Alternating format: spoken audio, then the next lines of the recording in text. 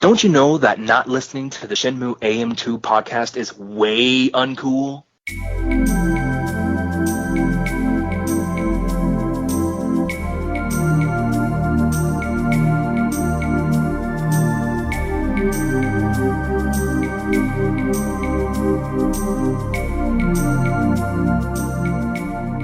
Welcome back to another episode of the Shenmue AM2 podcast. We're your hosts, Andrew and Matt. And we're here for part 2 of our fabulous interview with Adam Koralik.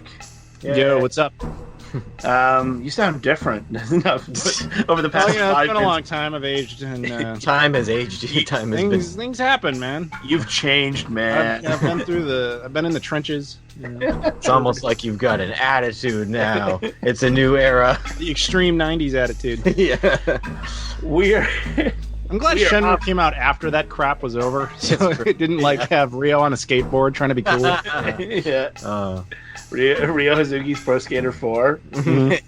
It's just nothing but Wu-Tang for the soundtrack. Mm-hmm. We're here to not talk about Ryo Hazuki's Pro Skater 4. But he was in ESPN's NFL 2K4. Just saying. I know. I'm the guy that unlocked that. Oh, damn. You're devoted. Well, it's an honor to meet you. I've been using your stat. Thank you. Once I figured out how remarkably easy it was, as long as you have a second person to do it with you, you can do it in probably an hour. I'm surprised nobody did it before you. I'm sure somebody did it, but nobody's... Shenmue fan base doesn't really cross over with the NFL fan base that much. Yeah. So. Yeah. I'm sure it must have been done before, but just nobody cared to document it. Oh yeah, like it was on GameFAQs. Yeah, 100%, and I just didn't believe it. And then I was like, you know what? I have an Xbox. I'll do this. And the rest is history. We're here to talk about the new era of Shenmue, the Shenmue 3 announcement at Kickstarter announcement, and then the re-release announcement as well. So everyone listening's heard Matt and I talk about it. When I watch your videos, Adam, you have a very specific delivery style. It's just kind of straightforward, no real high emotion, no real low emotion. And when I watched your reaction video, it just seeing someone get so giddy about something at the start of it, when you're like, I'm sure you've all fucking heard. Yeah. And there was just so much passion. Mm-hmm. So I should probably say, because we're in a new video here, hi YouTuber, just in case you don't know me. Right. Yes, I did stuff. I talk about the Shenmues and stuff. Okay, good. There we go. That's one of my favorite videos of yours, as well as your January 2019 playload, when you unbox the coasters. Oh fuck yeah. That was awesome, man. We got them too, and when he said he was going to send a few coasters along, and I'm like, okay, this is cool. And then in the back of my mind, we're just kind of side storying here. In the back of my mind, I'm like, okay, well, I have to split these with Matt, and what if it is a full set and all this stuff? And then I open it, I'm like, oh, it is a full set, and there's 2 full sets. This is amazing. And the nice little letter that came along with it. And who sent you those? That was the city of Yokosuka. Yeah. Should we tell that story for people who don't know? Why are we setting this up? So yeah, it was for the Shenmue Day. We'll come back to this because we're chronologically getting ahead of ourselves here. Don't forget, we are on it. We have a time machine. We can fix this in post. We have fucked with the timeline a lot during your show, and it scares me. Yeah, last time I disappeared. Mr. Stark? I don't feel so good. So let's take it back to let's take it back to Shenmue 3 announcement. You were watching the Kickstarter, and I love the story of how your girlfriend was 10 seconds ahead, and you're like, what is she reacting to? And then you get it yourself 10 seconds later. Dude, that was the most insane E3 conference ever. I was actually thinking about, I kid you not, I was actually thinking about that exact conference earlier today, partially because of Shenmue, but also because I'm going to be talking about E3 conferences in a different video. And that one was the perfect combination of, it had surprises, It was entertaining, and it had interesting games. It was, I would say, Sony's 2015 PlayStation conference at E3 was like the greatest conference of all time, set aside that Shenmue was involved in it. Because they set up all of these amazing surprises, and we all kind of, as the Shenmue fans watching, we all kind of like, we're like, there was this rumor that it might actually be real, blah, blah, blah. And they fucked with us multiple times during that show. I remember they'd had like different people like Adam Boyes come out and like, this is a game that people have been very devoted and following forever. And I'm like, oh my God, this is it. No, this is not it. This is something else. This is The Last Guardian. And then it was like, they did this one where they were going to drop a trailer and then like a feather starts falling down. You're like, oh my God, this is it. Cause like Shenmue feathers and stuff falling down. Oh no, that's Final Fantasy VII remake. Okay. Yeah. And then the leaf falls down. You're like, oh fuck, it's our time. That was the greatest show of all time in E3 history. And you're absolutely right about that. It's funny, around that time, because there was all those rumors like this might be a thing. And I should have listened to the girlfriend on this one, because she was like, hey, maybe you should like record your reaction live in case they do it. I'm like, they're not doing it. Like, I even did a video like a week earlier about how there wasn't going to be an announcement of that game that year. That's how wrong I was. And we had been through these motions so many times where we get hyped, there's rumors, that we watch, and nothing happens. So I didn't end up filming myself, which is why you got that reaction after the fact. But I still defend myself on that video, because what I was talking about was this supposed leak of Square Enix saying they were working on it, which was horseshit. That was a fan-made thing. It was just a matter of coincidence that it really got announced at the event, but by someone totally different. I would have loved to have been in the office when they're actually making Shenmue 3 and seeing that Square Enix teaser and just be like, oh, fuck, little do they know. Yeah. Like, although Yu Suzuki almost ruined it for everybody. The day before that event, he tweeted out about a forklift. He's like, found a forklift at E3, and everybody's like, what? That kind of did prepare me for it. That's what got everybody more serious. That's actually, I mean, I'm kind of glad he did that, because that's why I was actually sat there and watched. Like, I was kind of like, I don't want to put myself through the heartbreak again. But I'm glad I did. So I'm glad you did. It was that, and then the confirmation that they had switched like the Shenmue official website servers to Amazon servers to possibly expect more traffic. That was a wise move, yeah. That makes stuff like that really hard to hide. I mean, we could go on that kind of stuff forever, but that's not the point of this. So go on. Sorry.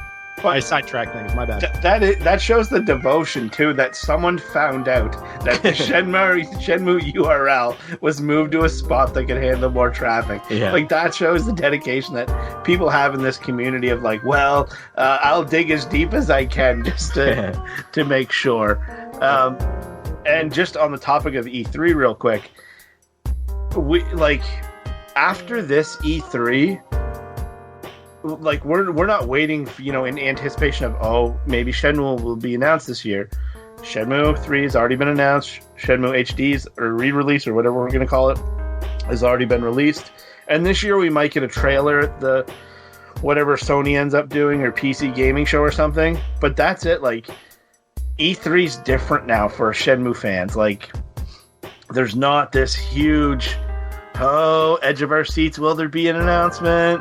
You don't think people are going to get like that for Shenmue 4? But I mean, for the immediate future. You're getting way ahead of yourself, sir. Yeah, like Shenmue 4's not, that's off in the distance if it does become a thing, and hopefully, knock on wood, it does. But, like, E3 means less to me now. Yeah, because you got your dream. Yeah, and I mean, this year, the Nintendo Direct with Link's Awakening is my big thing that I'm looking forward to. And Shenmue gameplay, hopefully. I don't see Shenmue at E3, but yeah. Shenmue 3 will be at E3. You think so? Like on a stage? No. It's Deep Silver is going to have it for private screening. That's what I mean. I don't see it being featured in. No. It's the only place where that's even possible is PC gaming, because Sony's not doing a conference this year. Right. I think Sony's going to do one of those direct things, State of Gaming though, or whatever, State of Play. Yeah. But you might see a trailer for it there at best. I mean, because it's around the corner, but it's not Sony's project. It's technically falls under Deep Silver's territory. Yeah. And so Deep Silver they're not doing a big show, so they might do a trailer drop or something at the PC gaming section. Maybe what you're talking about in the State of Play, but that's it. I wouldn't expect much social buzz from E3 about Shenmue. I might be working on something to try and fix that, but I don't know if that's going to pan out. Yeah, E3. You're right. It's like we're right around the corner from the game, but there's not much anticipation of that game, particularly coming from this E3. When do you expect to see like the full-on blowout gameplay trailer for Shenmue 3? Well, if you watch part 1 of this, you'll know that I have explained that I feel like Shenmue has a problem when it comes to presenting itself, and I still feel that way, which is why I don't know if you're ever going to get one like that. Yeah. See, the Shenmue trailer they gave us most recently, that was the Magic Monaco one, was there only like 2 seconds of actual gameplay and the rest was cutscenes? You know why that is? Because the story is what sells that game, not the gameplay. And I think that's probably going to stick around, because as much as that game is amazing, it's almost impossible to condense into anything to sell it. It's not good for trailers. It's not good for sound bites. It's not good for that type of thing. It's a game that entirely depends on word of mouth and people going, trust me, if you play it, it'll be good. Yeah. So the best they can do is show you some story highlights with characters you remember to try to get you psyched on that basis, and perhaps that basis alone. Because there's going to be tons of, like, you don't need footage of a dude walking around a Chinese village. That's not going to get anybody going. So what will is, oh shit, there's a scene where he's next to Londi. Ooh. So I think that's what you're going to get. Maybe if we're lucky, they'll release like a free demo of it through PlayStation Network or something, like in July, that'll help get people going, to let you kind of play some part of it yourself. But when it comes to, like, I just don't think we're going to get like a traditional gameplay trailer, and if we do, I don't think we're going to be very happy with it. That's my guess. I'm sorry, but that's what I think is going to happen.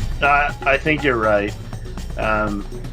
Once that Shenmue 3 trailer dropped, and I think you did a very good job educating people, because there was so much misinformation when Shenmue 3 was announced. Oh, God, I remember that, yeah. Yeah, and it was all over the place. And at the end, the Kickstarter was a resounding success. I mean, their $2 million goal, whatever we're going to actually call that. Their bare minimum to make anything is what that was. Yeah. And I think it was a goal set forth by a third-party company saying, hey, if you guys can meet this, we'll pitch in some money too, type idea. But it did become a success. The Kickstarter really got people rolling. It was nice seeing the boost in Kickstarter pledges once they announced the physical version for the PS4. Yeah, it's kind of a shame they didn't realize that on day one. It's like, dude, your fan base is nearly, at that point, like, you developed most of it 15 years ago. We're old fucks who want physical shit. Yeah. So it's like, don't do a digital-only version. What are you thinking? Yeah, it was nice to see that. Overall, there was a lot of mistakes, I think, with the promotion of Shenmue 3, but as you've mentioned and explained, it is hard to kind of promote this albatross that is Shenmue. But we won. As fans, we won. We finally made what we wanted happen. But then we immediately were like, well, we want 1 and 2 now. Never satisfied. And the shift to that was remarkably quick. Like we got it before we get Shenmue 3. Like, Shenmue 3 is not out yet. Shenmue 1 and 2 for the re-release has been out since August. It was August 21st, 2018. That's an important day. A Shenmue day, dude. A day which will live in infamy. It's a good one. It's a positive one. The last time that quote was used was Pearl. Yeah, I know. You got to do a lot of work with them on this. Before we jump into that, can we cycle back to something? Have you told the story yet? Because I know people bring this up a lot when they hear about the Kickstarter was a success. It got 6.3 million, and then people always respond, the first game had $70 million, so no. What are you expecting? Have you ever dispensed with that bullshit? We did. I'm sure we have, but the way I look at it is the original number that was drawn out of the air was the 70 million, and really when you look at it, it was actually about 47 million. And when you look at that number, really that 47 million was originally a Virtua Fighter RPG, which then was morphed into Shenmue 1 and Shenmue 2 on the Saturn, because when you look at that demo video, Yep. It's both of those games in it. And then that being morphed into Shenmue on the Dreamcast and Shenmue 2 on the Dreamcast. And just the investment of the new technology for their engine and all that. And they Plus built marketing, plus publication. plus they built an engine in there. So when you really look at that number, it's about 10 million for a game. When you look at it, it's potentially 5 games and $47 million. Yeah. Also, do you remember that story I told you in the first one about this older dude who said they didn't understand Shenmue? Yep. He was the same guy who was like, we knew the game was expensive, so we promoted it that way. Just saying, everybody, don't believe that $70 million for one game bullshit. But yes, you're right. The point is the development budget is about on par with what they had originally, but now they're using cheaper tools. Like, I believe he got access to the Unreal Engine for free, which is a huge savings. Yeah. And I mean, $1, when you're looking at the value of $1 now and the value of $1 19 years ago or whatever, Yeah. and that comes into play in things, but It does. So, before this is known to the public, Shenmue 1 and 2 re-release, at some point in time, you get some sort of contact saying, hey, this is a thing. Describe in as much detail as you possibly can how, like, if it was like I'm assuming it was an email or like a Facebook message or something. Okay, And- I'll tell what I can of this story. And you, like, how you felt. Sure. So people understand, I had to sign various NDAs to work with Sega, so there's certain things I would love to tell you that I can't, but there's certain things I can definitely tell you. So in regards to this specific question, I knew about the re-release back in like mid to late 2017. And it was announced like, I think it was like March of 2018, like at Sega Fest. But I knew like maybe 6 months to 8 months before that. It was actually kind of funny. So Sega has multiple Twitter accounts, and Sega Europe and Sega America follow me on Twitter, but I didn't follow them. And the way my Twitter is set up was that you can't message me unless I'm following you. And so at one point they tweeted at me, saying like, something interesting. Like, I was like, yeah, we love your work. And I was like, the hell? Like, I was just surprised to see a thing from that. And then they said straight up, like, apparently you don't follow us. Do you want to talk? And I was like, this is fucked up. Like, who just got access to the Twitter that is asking someone at Sega asking me to talk to them? So I did. And then they sent me a private message. And they were just like, hey, we're wondering if you'd like to work with us. And, but before we talk about it, we'd have to send you an NDA. I'm like, oh, you're announcing a Shenmue re-release. I said that because I was like, they're like, well, we can't just say that. And I was like, well, no, you're the only reason you would contact me is if that was the case. Yeah. And he's like, can you please sign the NDA so that we can just talk about this? And I was like, sure. So I did, and we had this conversation that was pretty much, yes, we're, going to be working on the re-release of Shenmue. And then they were talking about like what exactly they wanted to do, which at the time was they were going to do a formal announcement at Sega Fest 2018 in Tokyo, and they wanted to bring me out there. And one of the first questions he had was like, do you have a passport? And it was funny because he said that before he said what this was going to be for. And I said, yeah, of course, I'm going to Tokyo in 2 weeks. And he's like, well, this is awkward because I want you to go to Tokyo again. And I was like, sure, whatever. It was weird because it wasn't so much that I was excited about the re-release. It was more like I was excited that they wanted me involved.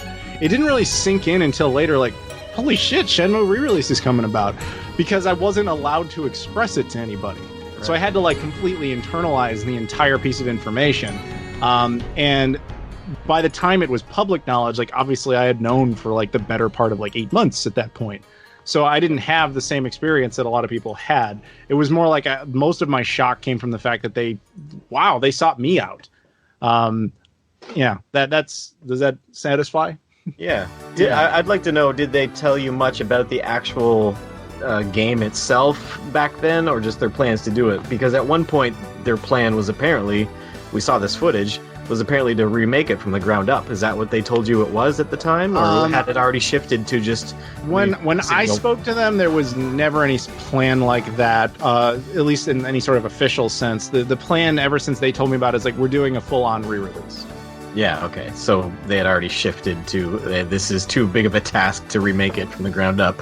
Let's just fix up the old game. Yeah. Which is a hell of an undertaking, by the way. Oh yeah, the just how it was built, and I watched the video that you had done about really kind of it's just pieced together and yeah, it was basically fragile. garbled spaghetti code that they had to somehow make work. Yeah. Again, I don't know how much of this I'm allowed to talk about, so I'm trying. Believe me, I want to. But there's all I can tell you for sure is that it was challenging, and the production of this goes back further than you might expect. Like a lot further than you might expect. Yeah. The production of the re-release, you mean? Correct. Yeah. Let me say it this way. It wasn't that Shenmue 3 got announced and Sega went, oh, they give a shit, let's do this. It goes back further.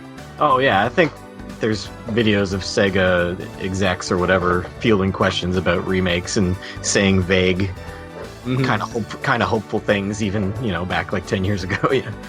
There's one really unsung hero to Shenmue's return that I asked him specifically, and he does not want the credit, so I can't out him. He works at Sega, and I would love to give him credit, but he doesn't want it. But there's one guy, everybody out there, who is he did more for the return of Shenmue than all of us combined. Nice. And I can't name him, which pisses me off, but that's just how it is. So just know there is one dude, at least one dude on the inside who super had our backs. We'll tell him we appreciate him. Yeah, as a concept to individual, thank you. Yes. What were your impressions once you actually got to play the re-release? So I played it in multiple development phases. The first time I got to try it was at Sega Fest the night before it was formally announced. They wanted to do a thing where we had a video on my channel announcing it at the exact same time that it went live at Sega Fest. So we filmed a video in one of the hotel rooms. And so while they were setting up all their equipment, they're like, hey, do you want to play it for a bit? And I'm sitting there playing a build of the Shenmue re-release on a laptop with, the controller. I'm like, oh my God, it's still Shenmue. It's the same game. I've played it a million times, but it was like, oh, it's nicer. It's obviously a much older build of the game at that point. And you could see that it wasn't quite there yet. Like at the time, the QTE prompts, it would just have a square. It didn't tell you which button it was, but it's that was expected. It was still half a year away from release. So that was cool to get to play it for the first time, but then it was this is basically just playing Shenmue at a higher resolution. I got it.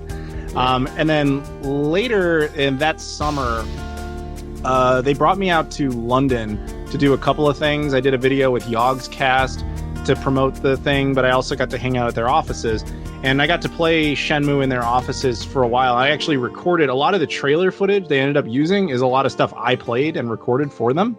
Oh, nice. Yeah, because they were like, so here's a list of stuff we want, but you're probably going to be able to grind much faster and jump around with the debug tools and find those things because we don't know where the hell they all are, whereas you seem to have memorized it. So I was like, sure. And I just jump in and grab the footage for them. So I got to play development versions of it, which I want to throw something out there that really bugs me. Both something that Sega did and that the community did that was at odds with each other, which is when the re-release finally came out, there was a need for bug patches, and no one disputes that. Back in July, which was just a month before the final release, I was playing it with the final approved bug patches built into the game. The problem is not so much that Sega didn't do the patches, because they certainly did. The problem is when you put those patches out, they have to go through approval processes at Microsoft and Sony, and to a lesser extent through Valve for Steam's purposes, which is why the PC versions always kind of came out first. They would get bug patched much more quickly.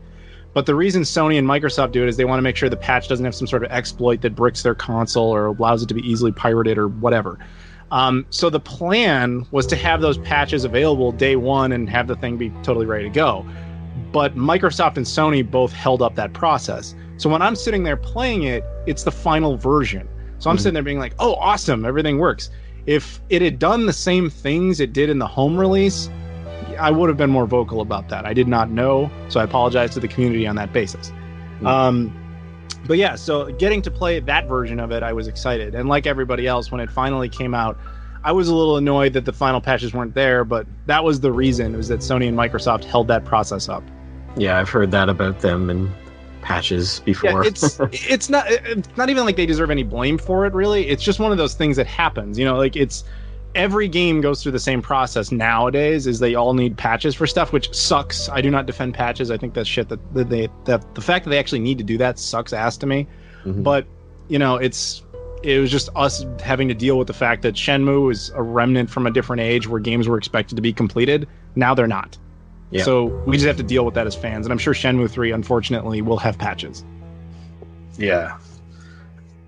Patches are, like, when I look at old, like, say, Genesis games, they needed to be perfected to be pretty much put out. But then you look at a game like Comic Zone, where I would have loved a patched version of Comic Zone. Where it's just so pixelated and super bad slowdown and stuff. But yeah, that's a different conversation. Oh, it is. See, again, patches can be positive, but it's different when, like, oh shit, we fucked up and we can fix it. That's a great tool. Versus, put it out now and we'll fix it later, which is a different mentality. Like the Skyward Sword on the Wii, there was a game-breaking glitch that they had to patch. Things like that, it's good for. Just an unfinished product like the Assassin's Creed with the missing faces and stuff. It was Unity, yeah. Things like that. So August 21st rolls around, and we have a Shenmue Day. August 21st, 2018. It was absolutely fantastic. It was one of the best days I've had in years. I'm not sure if you've heard the story, but I never, in my present day collection, actually owned a regular North American version of Shenmue. You get like everything but that. And I happened Yeah. to stumble across one at a used electronics store called Beats and Bytes. I stumbled across one on Shenmue Day. Perfect. After winning money in like a video lottery terminal. And I also found Lunar, the Silver Stories something complete. I found that day as well, and like Matt and I played it, and we went out and like we got our copies, or I got my copies of Shenmue, and it was just an all-around awesome fun day of getting to play Shenmue. And we had that Shenmue 3 trailer drop that day, and a release date for Shenmue 3. Yeah, and we got the release date, which was it was like a year and 6 days ahead, but I didn't foresee that day changing, that it was so specific. How did you feel on I mean, you have... How was your Shenmue Day? Yeah. Mine was very appropriate. So I went over to a Best Buy trying to pick up both copies of the games. Like, you know, Sega gave me like codes and whatever, but I was like, no, I need to support this. I want money to go into this. So I had actually, funny enough, I had pre-ordered it at one particular Best Buy, and they told me like last minute, like, oh, we don't have any copies in stock. So I was like, yeah, great. So I had to go to a different one. And I went over to that other one, and inside I found the games, and I swear to you, there was a dude dressed up like Ryo, but not intentionally. Like, he didn't seem like a Shenmue fan. He was just a dude, you know, it was an Asian gentleman who was like, you know, wearing blue jeans, a white shirt, and a fucking brown leather jacket. And I was like, yes, I'm in the right place. Yeah. So it was awesome. I got the games there. Then I decided to walk home, and I walked through, I live in Chicago, for those who don't know, and I walked past Buckingham Fountain, which looks hauntingly like the fountain in Pigeon Park in Shenmue 2. So much so that if you guys ever saw those Shenmue, the Gang Edition movies that Mike Paprocki made and his crew, or the gang, they actually use that fountain as the Pigeon Park fountain, so you can visualize it that way. I went over and I took a photo of the two copies with the fountain, and I wrote up this thing that was it was obviously fake. I described like, yeah, Shenmue Day is here, it was a pretty good day so far until I got here and I got robbed, and I had chased down this little kid. And the amount of people that believe that really happened to me that day was fucking hilarious.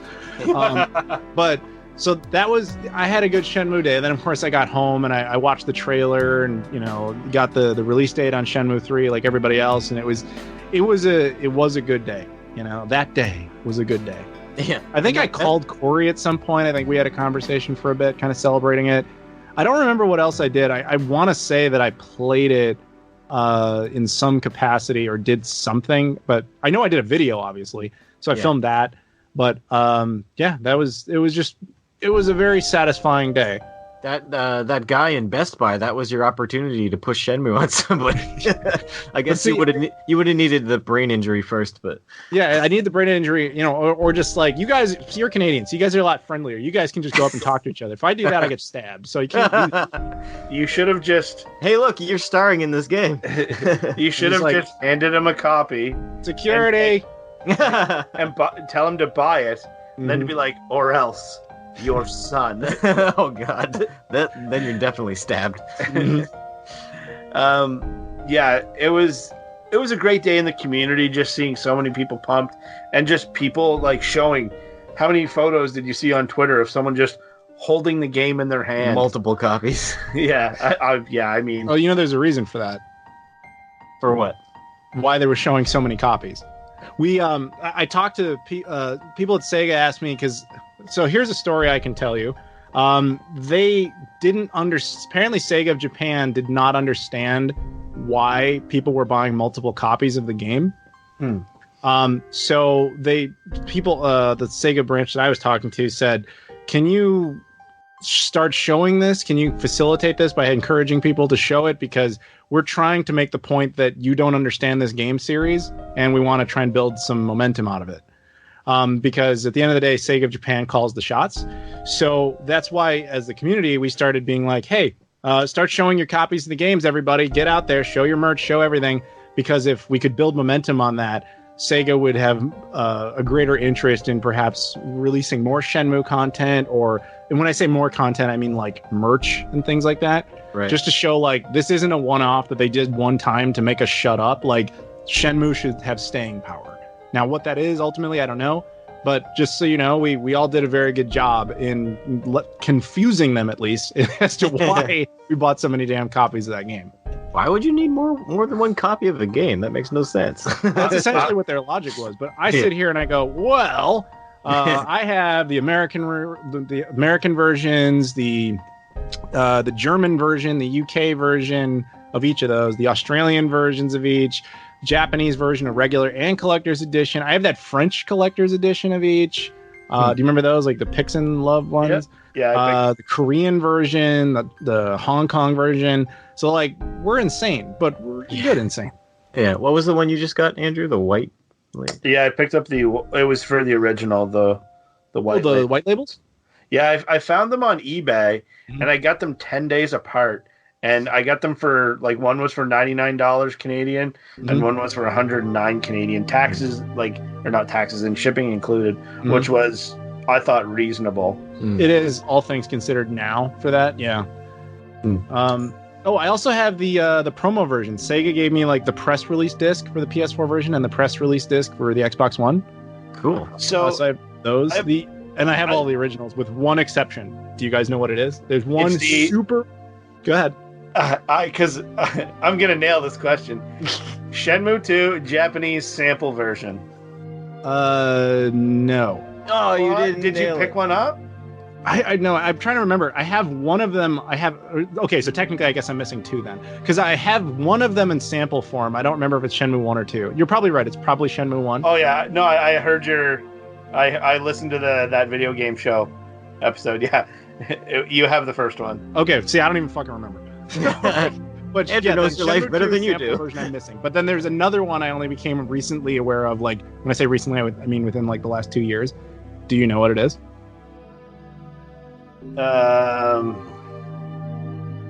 Like it was commercially available. It was commercially available, and it is the fucking ultimate ghost chase figure of Shenmue variants. I don't know. No. The Brazilian tech toy version of Shenmue 1. Okay, so you ever even hear of that? No. All right, so Tech Toy is a Brazilian video game company who mostly just puts out Sega stuff. I mean, that because of them, the Sega Master System is still alive and relevant in that country. Yeah. And I'm not even joking. Like, that's a factoid. The Sega Master System has been alive since 1983 and has not stopped, solely because of this company. With Sega's official, and technically they're still in the hardware business because of this. Anyway, so Tectoy has been putting out Sega stuff forever down there. They ultimately did their own release of Shenmue 1. The artwork is different. The layout is like a weird combination of the North American and Japanese style. It's got Portuguese all over it. It's a completely different box variant. The disc itself is region coded for the US, which is why it's strange on top of that too. And it was only out for like a couple months and sold very poorly because the Dreamcast barely came out in Brazil. So finding one, if you Google it, you'll see like the same copy in a handful of pictures. Yes. Oh, okay. I know what you're talking about now because I just assumed because the box art was so weird, I thought it was like a mock-up and fake. Nope. It is exactly a real thing that is rare as shit. Wow. Yeah. Good luck finding it. It's like I said, it's a ghost. It's a very, very unique release. And the thing is, it's funny because if you were to actually get it, you're buying it for the box because the discs are just straight up American versions of the discs, like just popped in a different box. That's all it is. Which consoles will they play in? Do you need a... Like I said, it's an American copy, so you just throw it in the American Dreamcast and it'll work. Go ahead. Sorry. Oh, I was just saying, so it'll work. Yeah. And it's in English too. It's despite coming out in Brazil, it doesn't even play in Portuguese. Wow. But the box itself is in Portuguese. It's just a very unique release. Because Cool. I think later when they did release it more, they just did the normal like American style. And I say normal as if that makes sense, but like the North American style. So there's a brief version where it had its own Brazilian variant. And that version is like, yeah, good luck to you. That's nuts. Yeah. I have recently found a website that makes searching for stuff on eBay substantially easier and like aggregates everything. And that's how I stumbled upon the white labels. So you're gonna look for this now, aren't you? Yeah. I look every single day, multiple times a day. I don't have a problem. like I said, man, Shenmue fans, we're obsessed, but we're a good obsessed. Yeah. Speaking of multiple copies of things, let's go back to Shenmue 3 for a second. In the end, how many copies, including digital, of Shenmue 3 will you have? Well, I don't know, because it depends on how many variants end up existing. Okay, what do you have planned right now? Currently, I know I have the Kickstarter versions, and that's it. I'm probably going to get that GameStop version because it comes with that coin. Yeah. But it's like it really depends like on how many different countries get it with different variants and all that kind of stuff. If there's some sort of weird collector's edition that comes out, or we don't know. There's not enough information yet on that. Do you plan on getting digital copies as well? Not on purpose. If they're like thrown to me or something, sure, but that's different. Digital is bullshit. I heard you only like digital media and you think physical media is crap. Then you don't know me. You don't know me. Are you actually comfortable telling us which tier you backed on Shenmue 3? Yeah, I'm gonna be a capsule toy in it. Like a face on a die or a little... The chibi thing. Yeah, it's the same one I did. Yeah, so there you go. We're that. Yeah, I can't wait. Are we supposed to get like a proof of concept beforehand that we approve? Not that I'm aware of. Oh, dang it. I hope they don't make me look stupid. I can't. I'm legitimately concerned about that showing up in the mail and me not being home to sign for it. Like I'm terrified of it. All your physical goods? My physical goods. Yeah. That's going to boost Shenmue collecting so much too, those physical goods. Yeah. Because there will be a lot of unique ones. What are you anticipating most about Shenmue 3? Dude, I don't know, man, because like it's been such a long journey. It's like I've said this before. When it comes to the actual game, I don't really have anticipations. Like I don't want to project my own desires onto it because I just want Yu Suzuki to tell me what he wants me to see. You know what I mean? Mm-hmm. Like I'm not sitting there going, it better have forklift racing in it or I'll be pissed. Like I need it to be whatever he wants it to be. And so I guess what I'm saying I'm anticipating in that is just holding it in my hand being like, wow, we did it. It's actually here. We're going to be able to play it now. That's the part I'm excited about. Our last episode, Matt and I kind of talked about our top things. Our top 5 anticipated things for Shenmue 3. But something I never considered during that is I'm anticipated to see whatever video you create. I'm anticipated to see people filming themselves playing it, getting their, unboxing the Kickstarter rewards. I'm anticipated to see all these dedicated fans getting the payoff. I just want to see people that have been waiting so long to be so happy. It'll be Shenmue Day Part 2. Electric Boogaloo. Yes. Yeah, you're right. I'm excited about the fan base, but it's also going to be that's actually going to be kind of an awkward time for a lot of us, because a lot of us are going to want to play it and stay off the internet to avoid spoilers. Yeah. So that's going to be weird. Like, I got to produce content while also not embracing it. It's going to be strange. Right. It might be easier for you because you'll probably end up getting an advanced copy, I imagine. I would like to, but there's a difference there. Sega doesn't really have anything to do with Shenmue 3, and the Shenmue 3 team is like in its own bubble, doing its own thing. Like, I've barely been able to talk to them at all. So I would be kind of surprised if I ended up with that early. I think I'm walking into that the exact same time as everybody else.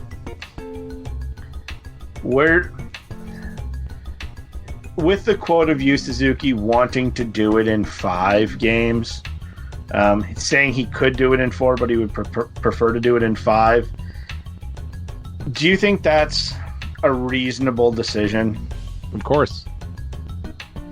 What are you suggesting? That he should have tried to force it to end in the 3rd?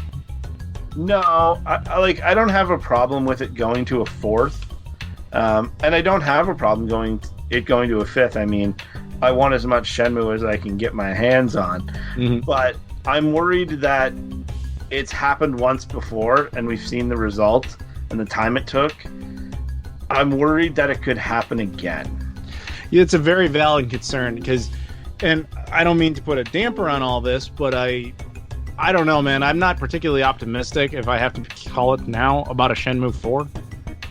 Only because Shenmue 3 is entirely going to determine the fate of Shenmue 4. If Shenmue 3 is not good, or if it sells poorly, I think we're kind of done at that point.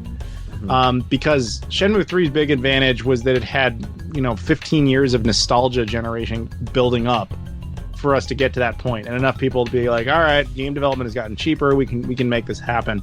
But if this game is the big test and it flops, plus you have the majority of the fan base has already paid for it, so there's not a whole lot of us who are going to run out to stores and be buying copies when we don't already have access to them. Do you know what I'm saying? So I'm concerned about how they reach the new group of people, and if their lack of promotional material and lack of understanding of how to even present the game is any indicator, that's not a good sign. So Shenmue fans, what I would suggest to all of you, if you want some hope here, is do what we've always done. Stay organized, get out there, promote the game in any way you can that's available to you. Help these companies help themselves. Get out there and make the game well known to more people. Blast it, promote it. Even though they don't necessarily, Deep Silver especially, doesn't really work with us that much, try to convince them of why they really should be doing that. And buy as many copies as you're comfortable buying. That too, yes. I mean, vote with your wallet. Yeah. Matt and I both during the Kickstarter, I guess you and I, we convinced Matt's brother to back the Kickstarter. And both of our wives. Yeah, our wives kind of did it as well, just so we could get all the physical copies. But again, like Adam said, those copies are already accounted for. The money's been used up in the budget of the development. I convinced a friend of mine through a very ludicrous deal of me having to watch a series of movies that I've never seen that I should have watched by this time in my adult life. But we have... Matt and I have each got at least one person to buy and hopefully play. And part of what we're going to do with my friend Tim is we're actually going to sit down and introduce him to it, and probably on the original Dreamcast, sit him down for an hour, have him play it.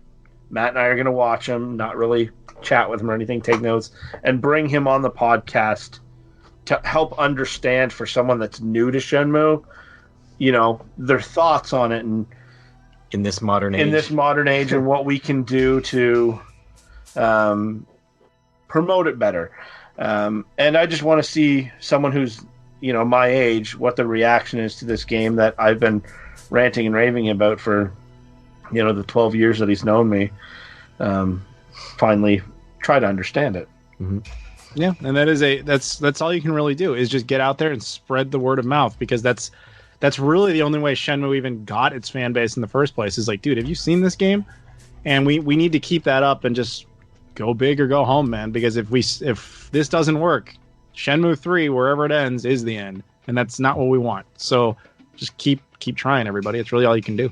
I'm hoping that Yu Suzuki is aware of this fact, and he I'm sure he is. Doesn't end on such a big cliffhanger. Well, at this point, you don't have much choice. I mean, development cycle's got to be nearly complete, or at least as complete as it's going to be before release. I mean, they got a couple more months, but then you have to go to press, and then they'll probably continue with patches.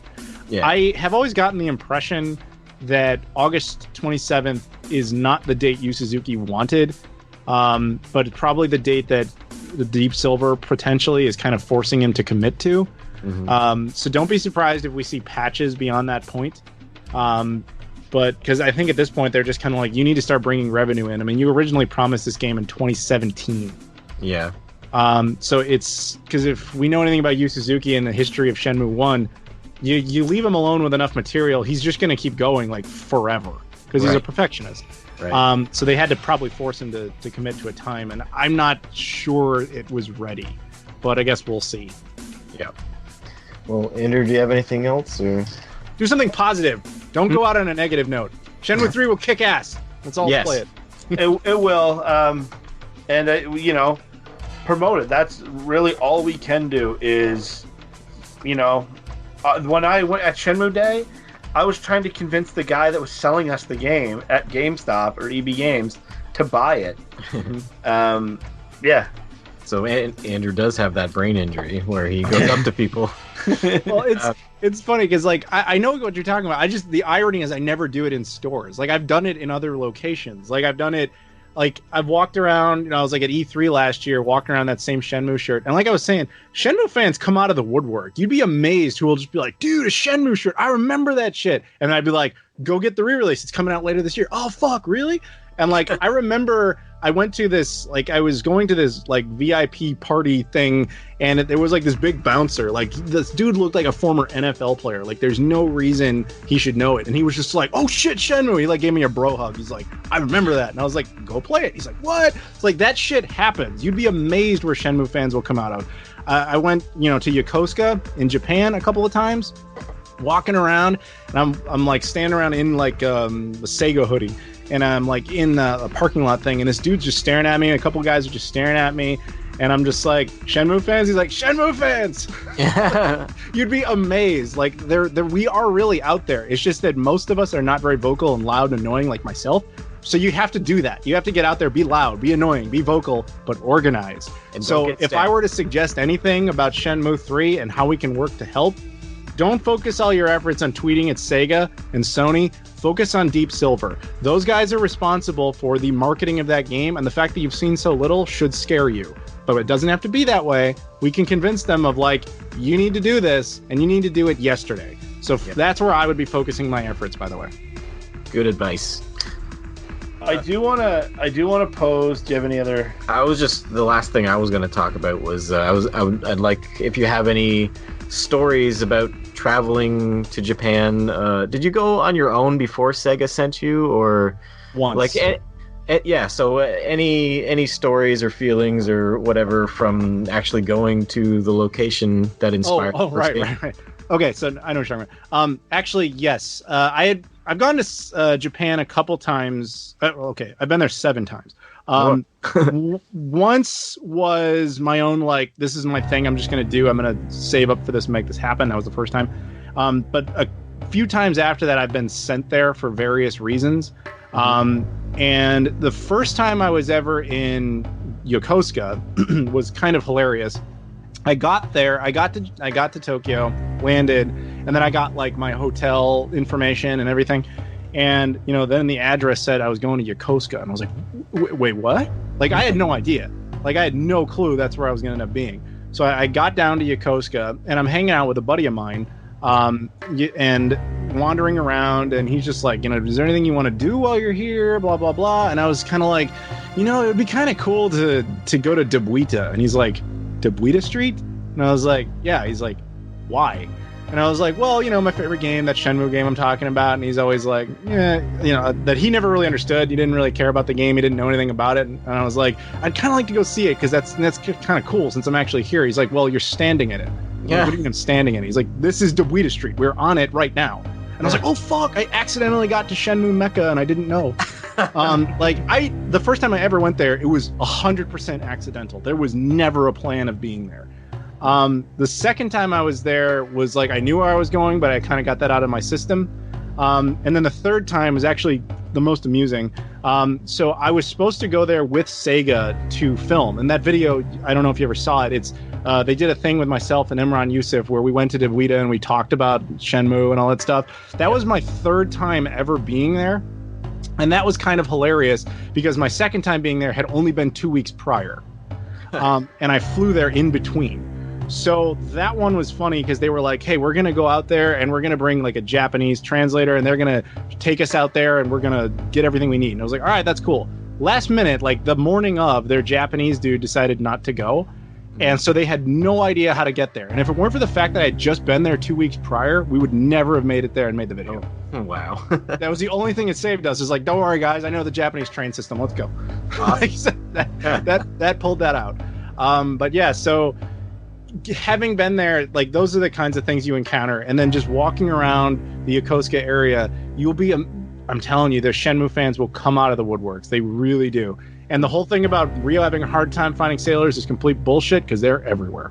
There's a lot of Americans walking around. Yeah. Well, see, the thing about Yokosuka is it's an American naval base. Yeah. One side of it is Japan, and the other side, there's literally a border, like control. And the other side is U.S. It's U.S. soil. You're back in the U.S. at that point.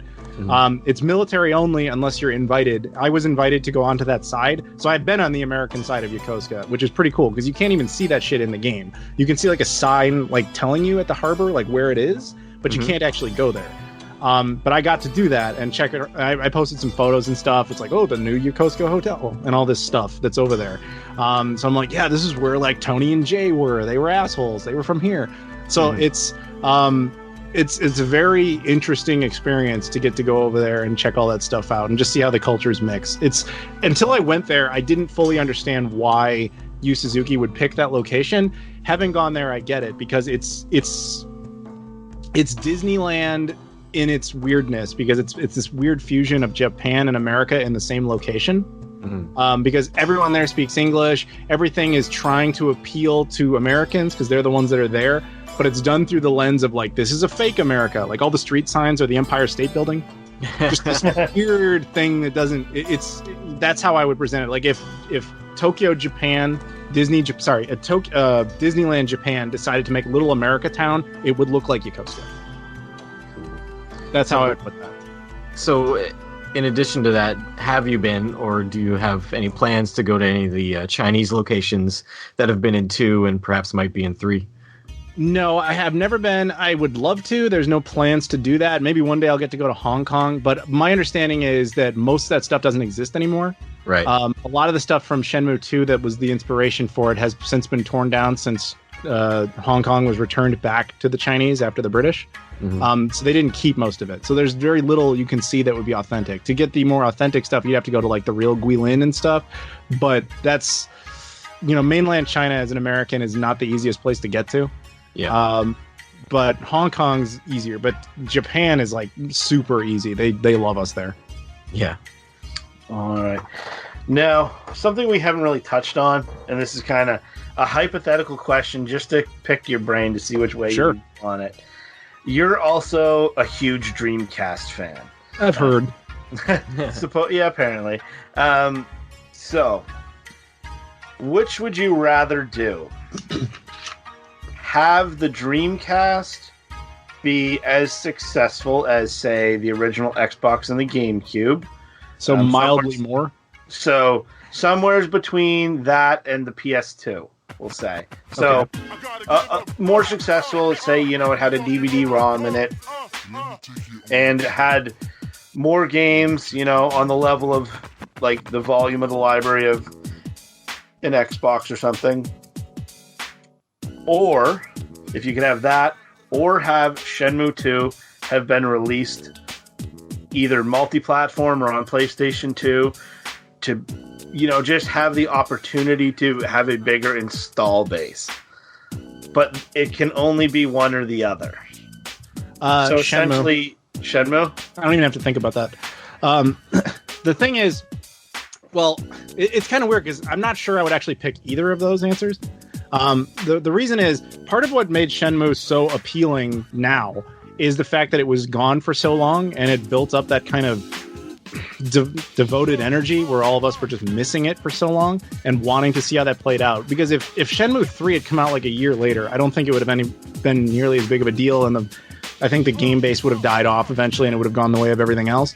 And I feel the same thing would have happened with Sega if they had made a Dreamcast that sold like 10 times as, well, not 10 times, but maybe like 5 times as many units. It sold 50 million units and it became just Campbell's soup, where it was just successful and it was around, but it wasn't special.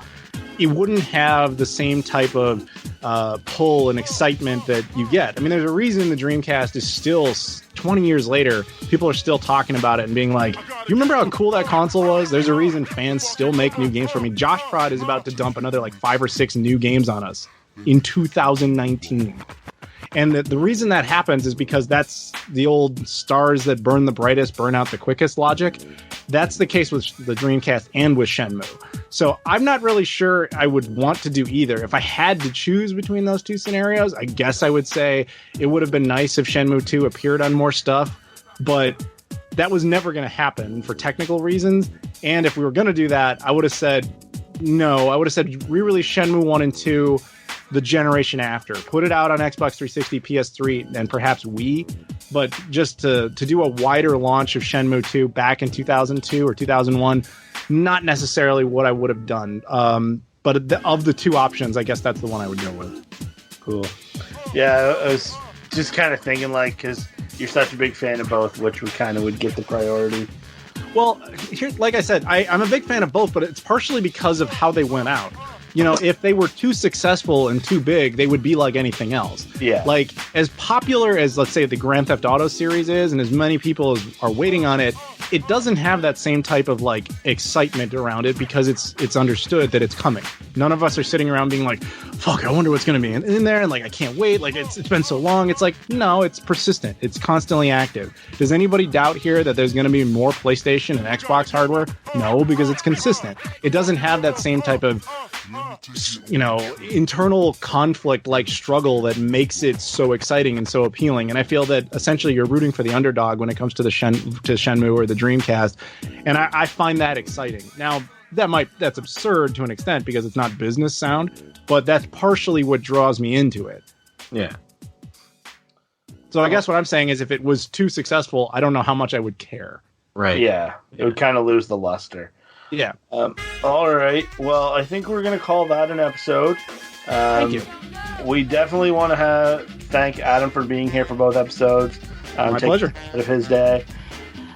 You've been someone that people have been asking for us to have on the show. I like how that list is gradually getting smaller. Like we're getting the people. Yeah. Can I ask who else is on this list? Like, how many people were better than me that they had to come first? Yeah. Left on the list, we really only have.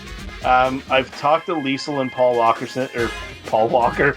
Paul Walker will not be on this. Oh, on this podcast. Too soon or something. Yeah. Paul Lucas and Liesel Wilkerson have both agreed to be on it. That was over a year ago, I think. We just haven't because of potentially, whatever. And there was another. Is there somebody big from the community? Oh, Dreamcast guy. Max? What? That's his name. Oh, yeah. Yeah, he's agreed to be on, but we've kind of lost touch with him. And, you want me to hit him up? What? You want me to hit him up for you? Sure. Okay. And Michael Huber said he would do it. Kind of. You know who he is, right? Yeah, of course. We sent him a coded package, and he opened it and on stream. We didn't want to put him in a position where if he didn't want to do it, he would have to say it publicly. So we essentially asked him, and we sent him the English version of the re-release perfect map or whatever.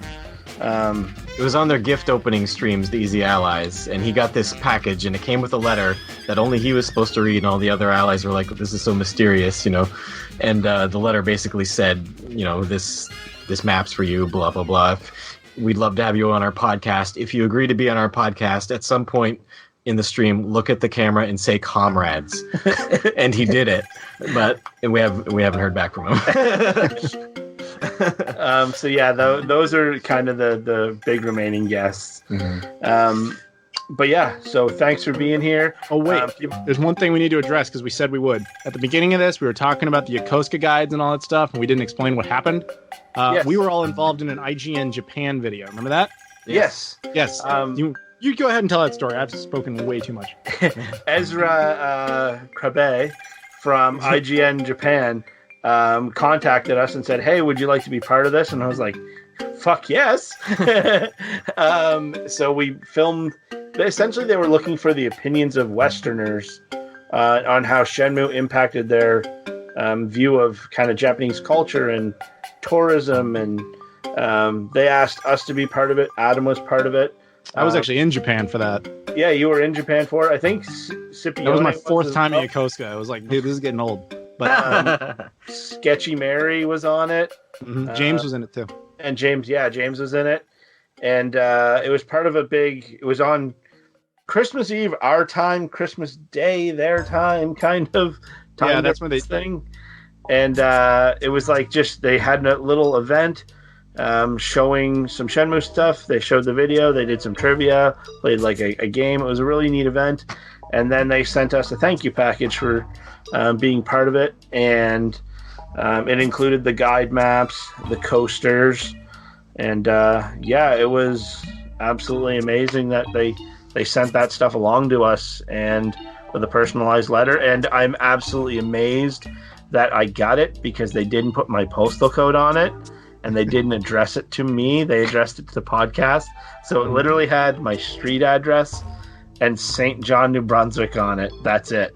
You know who got really screwed on that was Adam Scipione, because he was in it too. He got his thank you letter and it said, "Thank you, Adam Koralik, for being on the thing." My letter said my name as well, but he was like, "Oh, apparently I don't have a last name." Okay. I was really hoping that when that happened, that when you opened yours would say Scipione, but it's almost funnier that it didn't. I'm everywhere. Actually, you know what's all right? Can I tell you a side story if you got a minute? About, because you mentioned that whole thing about Christmas Eve, whatever. So funny thing, they invited me to go to that, but I had screwed up bad. Like the month before, I was in Tokyo for that to film my bit, and I was supposed to go home on American Thanksgiving, and I would land on American Thanksgiving because of time zones, and I would still be able to go see my family and all that stuff. I missed my flight because the train got delayed because somebody jumped in front of the train. Wasn't my fault, but that shit happens. So I missed Thanksgiving is basically the point. Now I was invited to go back there, and it was like, oh, but wait a minute. If I do this, I can get home on Christmas Eve and still do Christmas stuff. My family was like, no, fuck you. You're not doing that. So I didn't get to go to the event because of that shit, like because I screwed up. I would have screwed up 2 holidays in a row. But that would have been cool to go to. But I think they did a bunch of videos on it and showing all that stuff. So if you guys are curious, I'm sure you can go see it. I mean, I know you guys have, but the listeners. Yeah. Did they ever subtitle that? Yes. Ezra did, or at least he subtitled the one we were in. Yeah. Okay. I gotta go check that out.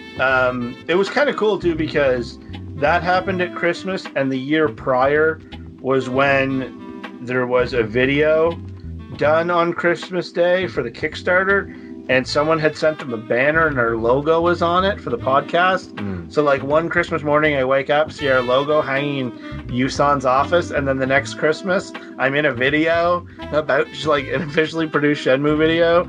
And like it was a real nice back-to-back little thing that we got to experience. That is pretty awesome, man. That's the second time that's happened to me. Like when Twin Peaks season 3 came out, they reached out to me to use some of my footage from the Twin Peaks festival to promote season 3. When Showtime reached out to me, so yeah, that's awesome, man. Congrats. Yeah, so those are my only 2 brushes with fame.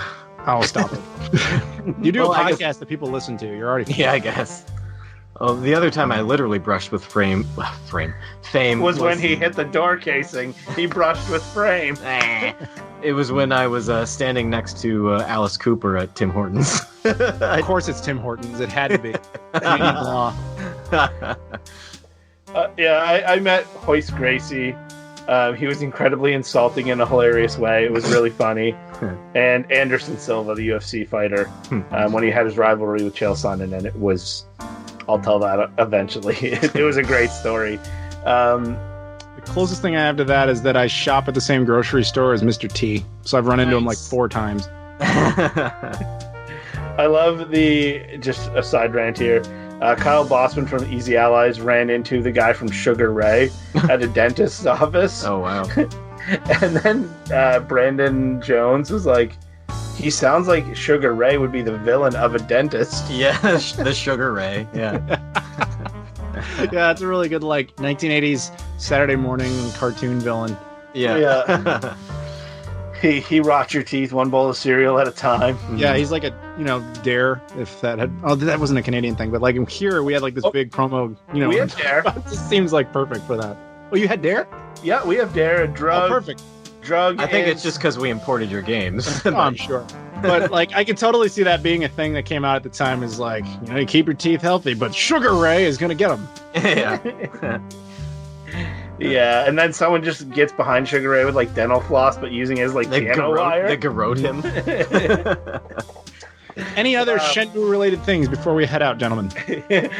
No, I think we've moved on to dentistry. Rio has pretty good teeth, so he's probably fine. I think we're good. So Adam, you can be found pretty much any social media. Just look for my name, Adam Koralik. I'm everywhere. Adam Koralik. We're on YouTube. Shenmue AM2 podcast.com or Shenmue AM2 podcast at gmail.com. Send us feedback and all that, and who else do you want to see on the podcast? All right, so thanks very much for joining us, and we'll see everyone next time. Thanks for having me, guys. We'd like to thank our sponsors this week, Takara Sushi. Takara Sushi. If you show up on the 9th of the month with 2 action figures, very specific action figures, the president might run off with your sushi.